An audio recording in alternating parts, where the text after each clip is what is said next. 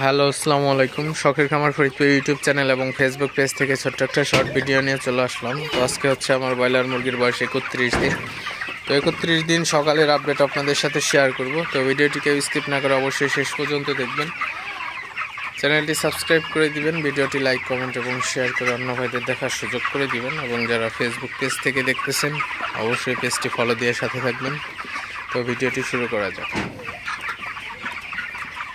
তো 31তম দিনে আসলে ব্রয়লার মুরগিকে সকালবেলায় তো পানি দিয়ে দিলাম। তো আমি আসলে সবসময় চেষ্টা করি ব্রয়লার মুরগিকে একদম, এখন সকালে আসলে গরম পড়ে গেছে, তো একদম ঠান্ডা কি মোটর থেকে ওঠানো যে ফ্রেশ পানিটা, ওই পানিটা হচ্ছে আমি দিয়ে দিছি। তো আলহামদুলিল্লাহ আমার মুরগির ওজনটা মাশাআল্লাহ খুবই ভালো আছে এবং সুস্থ আছে। তো কিছু কিছু মুরগি প্রায় 2 কেজি 300 গ্রামও হয়ে গেছে আসলে। তো ব্যস্ততার কারণে আপনাদের সাথে ওজনটা আমি শেয়ার করতে পারি নাই। তো আজকে হয়তো আপনাদের সাথে শেয়ার করে দেব ওজনটা। তো মাশাআল্লাহ আমার মুরগিগুলা কিন্তু খুবই ভালো আছে, আপনারা দেখতে পাচ্ছেন। ওজনটাও খাবার হিসেবে খুবই ভালো আছে।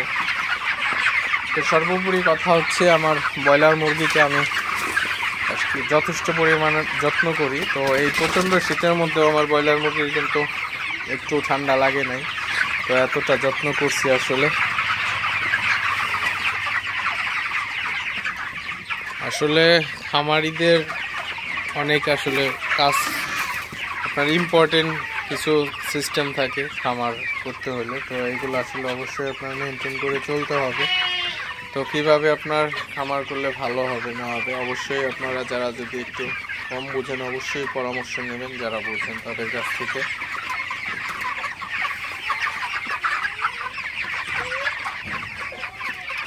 তো আমি সকালবেলায় পানি দিয়ে দিলাম, পানির সাথে কোনো মেডিসিন দেই নেই। তো আমার মুরগি আসলে আমি মেডিসিন দেওয়া বন্ধ করে দিচ্ছি। প্রায় 22 দিন বয়স থেকে আমি কোনো রকম কোনো মেডিসিন ব্যবহার করতেছি না।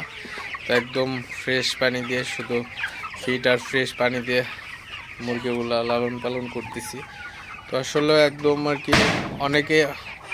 অনেকেই আছেন যে আপনার অ্যান্টিবায়োটিক কিছু ওষুধ আছে, তো ওই ওষুধগুলা বিক্রির আগে খাওয়াইলে কিন্তু আসলে ওই ওষুধ খাওয়ানোর পরে কিন্তু আসলে 1 সপ্তাহ মিনিমাম ওই মুরগির মাংস খাওয়া যাবে না। আসলে একটা ক্ষতিকর একটা ওষুধ আসলে। তো অ্যান্টিবায়োটিক ওই ওষুধটা খাওয়াইলে মুরগির মাংস খাওয়া থেকে বিরত থাকতে হয়। তো অনেকে আসলে জানেন না এই জিনিসগুলা। তো ওষুধের গায়েও লেখা থাকে এই ওষুধ প্রয়োগের মিনিমাম 1 সপ্তাহ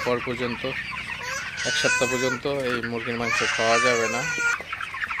তো যাই হোক, আপনারা যারা খামারি ভাই আছেন চেষ্টা করবেন বিক্রির আগে কারণ এই ওষুধগুলা না দিতে, কারণ আপনার যারা বাজার থেকে মুরগি কিনবে তারা কিন্তু জানবে না, তারা কিন্তু আসলে একটা ক্ষতির সম্মুখীন হতে পারে। তো এই জিনিসগুলো অবশ্যই আপনারা একটু খেয়াল রাখবেন।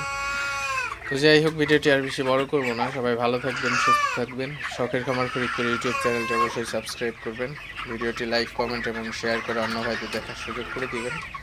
তো দেখা হবে অন্য কোনো নতুন ভিডিওতে নতুন কোনো তথ্য নিয়ে। সে পর্যন্ত সবাই ভালো থাকবেন, সুস্থ থাকবেন। আসসালামু আলাইকুম।